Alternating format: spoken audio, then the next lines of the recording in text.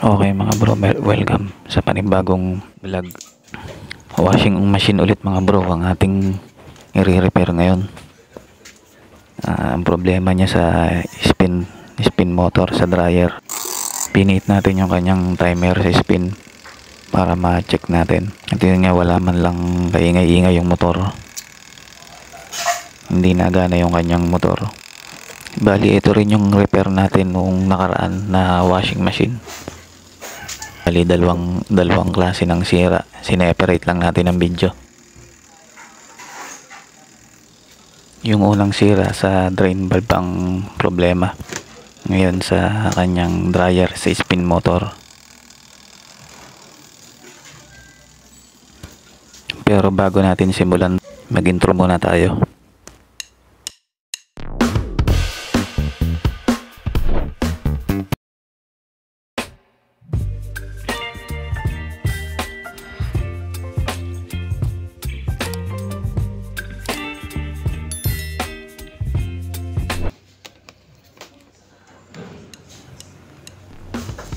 Okay mga bro, first step. Bali naka-ohms tayo dito. Continuity. Yung kanyang dalawang test probe nakalapat sa AC in. Dalawa. Sa dalawang linya ng ating cord. Yun binuhay natin. Nagkaroon siya ng continuity. At nung pinatay natin, nag-open na yung line. Pag binubuksan, nagkakaroon siya ng continuity, indication na good yung ating timer.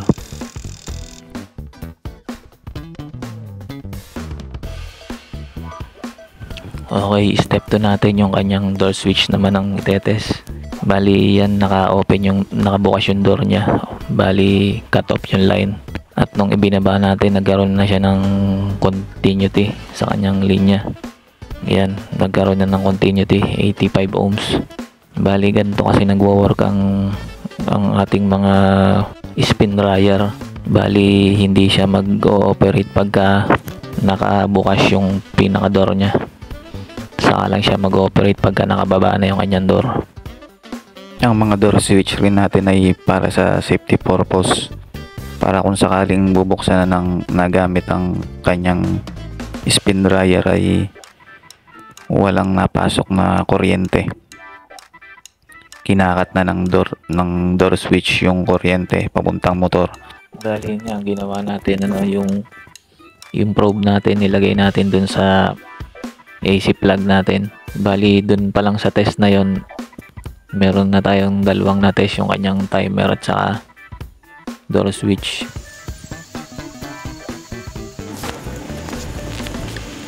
Sunod na step natin, bali pupunta tayo dito sa ilalim, dito sa kanyang spin motor. Ang kanyang spin motor ay merong tatlong wires. Isa dyan yung common, isa dyan yung starting, isa yung running. Ayun po yung kanyang schematic diagram. Yung M, yun po yung motor, tapos may capacitor na nakatap sa blue at red. Nasa baba nga ho yung yellow, ayun ho dun sa diagram. Ayan po, yellow, blue, red.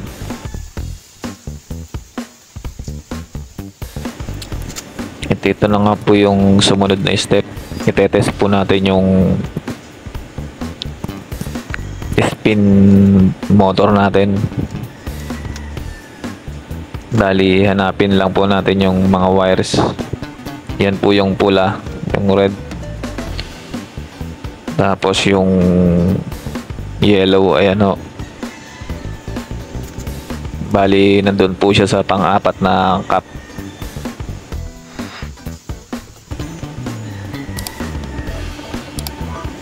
At yung blue ay nandun po sa pangatlo.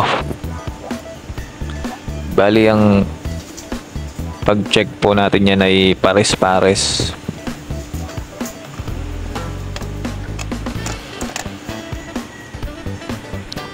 Yan po. Gamitan po na siya natin ng analog na multimeter. Bali naka times 10 po tayo dyan kasi sira ho yung aking times 1. Resero lang ho muna natin. Make sure na naka 0 siya. Una pong pares ay yung red at saka yellow muna, red yellow.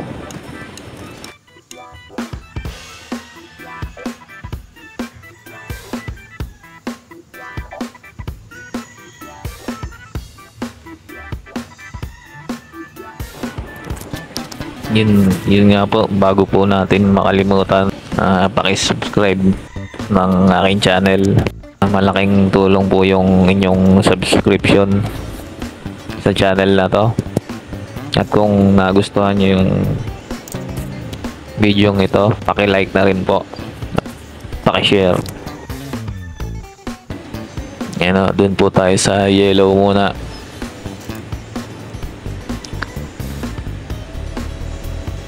At yung red, pares po muna nung yellow at red. At dun po meron po tayo nakuha na sa 130.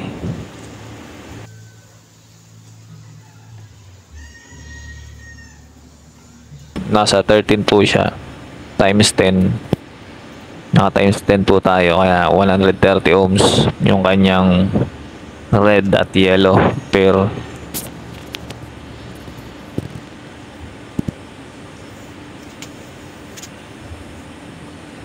$130 ohms. Sumunod po yung blue at saka yellow pair, yellow na pairs.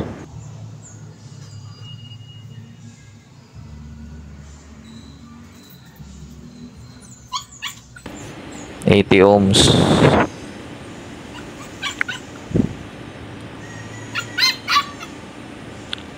Sumunod po na pares yung ano naman, red at saka blue.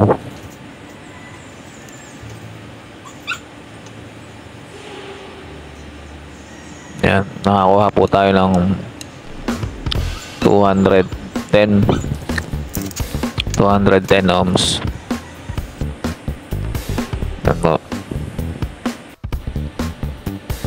Ito yung tatlong pares ng mga wire na sinukatan natin.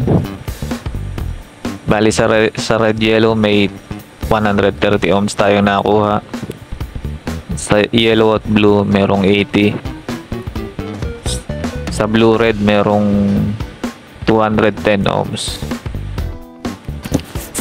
Mapapansin po natin yung red blue ay siya po yung pinakamataas, 210.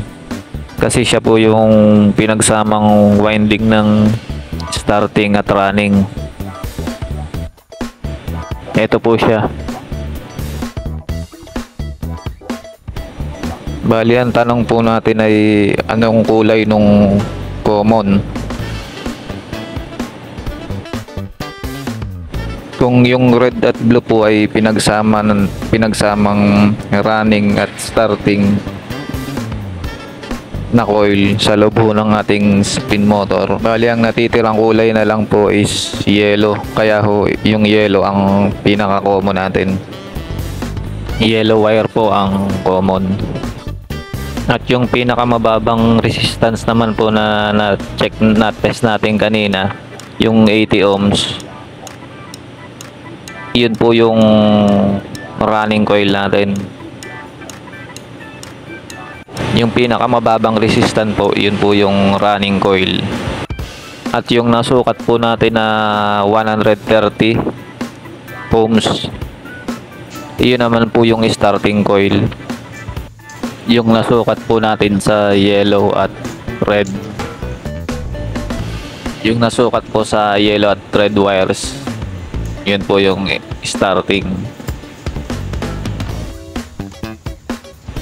At yung yellow na common natin.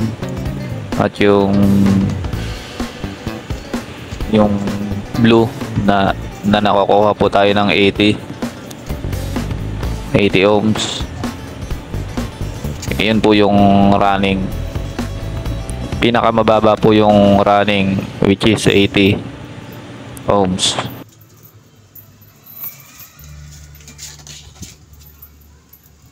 Sa ganong resistance po na nakuha natin sa ating spin motor, bali o masasabi nating good naman po yung spin motor natin. Dito naman po tayo sa capacitor.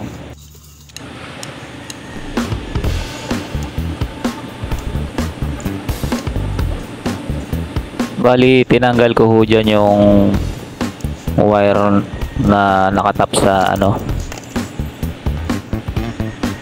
sa starting natin, sa starting winding. Yan po yung pulang yan, galing po sa capacitor. Ang capacitor na po na to ay apat ang wire. Yung dalawa para sa washing, tapos yung dalawa para sa spin dryer. Yun po, medyo malabo lang yung value, pero yung pinakamababa po na value, yun po yung para sa spin motor natin.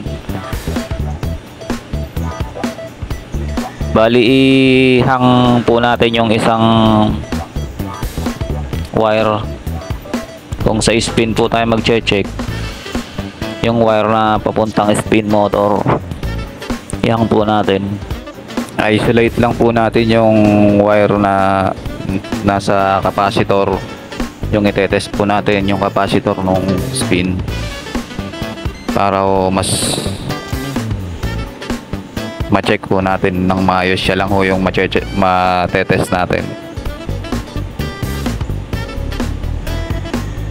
Ito, naka-isolate po dapat sa ibang wire.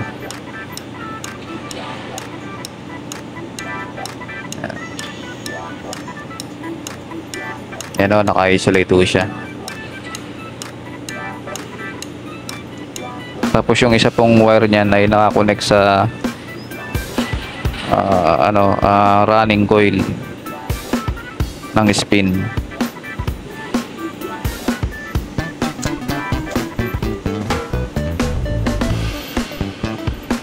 Bali nakakuha po tayo ng 3.2 microfarad. Yung capacitor po ng spin, yan po yung value. At okay naman po yung ganitong value.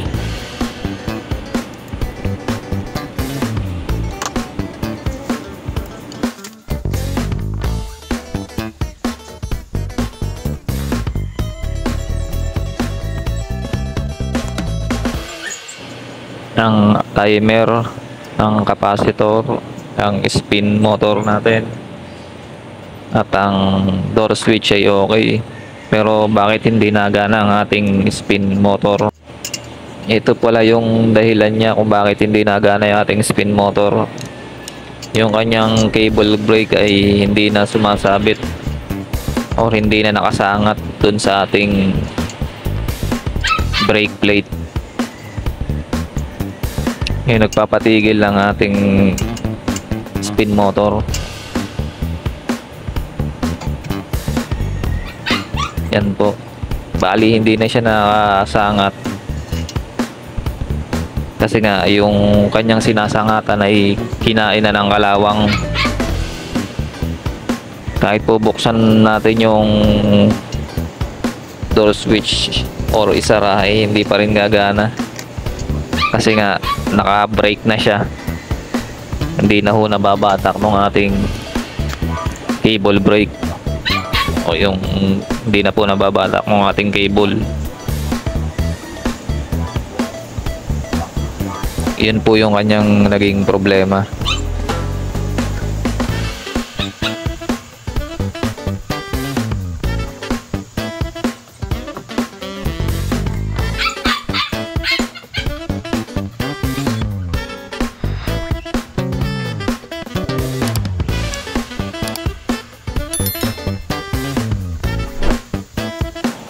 ito po yung ating ginawang solusyon. Bali, itinali na lang po natin yung dulo ng ating cable dun sa sinasangatan niya na na brake plate. Pwede po natin siya gamitan ng cable tie. Yung sa akin ay tinali ko na lang nung gamit yung maliit na wire. Yung maliit na wire na malambot lang na maaring ipulupot, pantali.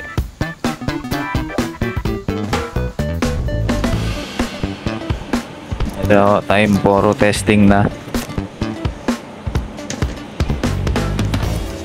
Bali nakasaksak na, isasaksak na ho natin. Check po natin kung nagana na. Ay, nakasaksak na pala.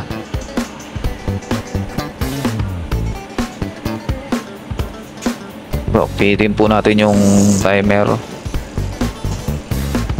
Yan po, maririnig po natin na gumagana naman yung motor niya, umiikot na.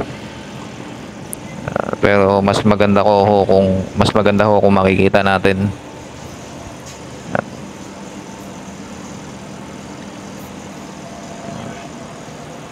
Subukan po natin buksan. Ayun. Hindi po natin nakita kasi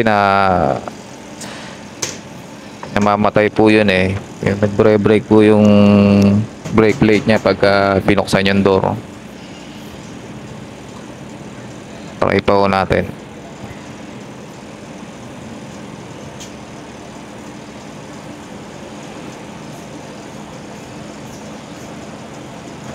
Ayun po, umiikot na po pero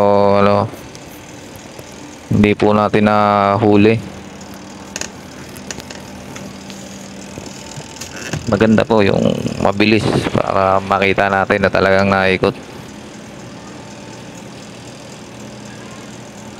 Para po tayong nanguhuli ng kung ano dito. Po, ulitin po natin, testing po ulit natin.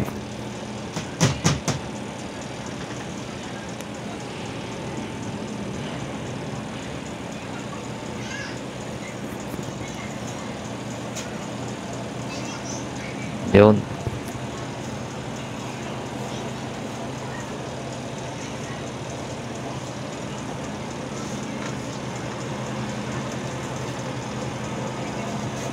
So, dahan-dahan. Ayun po.